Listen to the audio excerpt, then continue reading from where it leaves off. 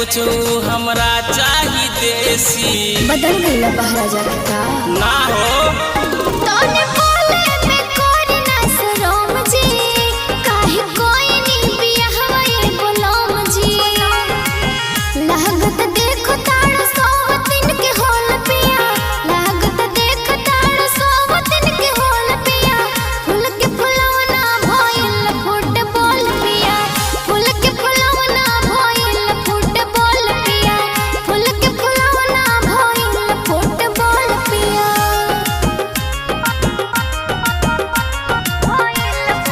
Ganpati recording studio Bhawanipur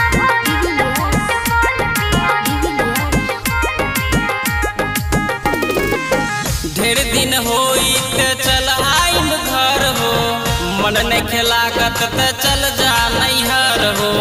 हम कहीं न जाए लोग चुपचाप घरे आई हमर सौखे सिंगार बाय धूरा जी लाग रोवास होई नहीं पूरा जी रोगन सुन के रमेश तोहर बोल पिया रोगन सुन के रमेश तोहर बोल पिया फूल के फुलवना भइल फुटबॉल पिया फूल के फुलवना भइल फुटबॉल पिया फूल के फुलवना भइल फुटबॉल पिया। अच्छा ठीक बा आवतानी। आ जाए मिक्स बाय अजय स्टार।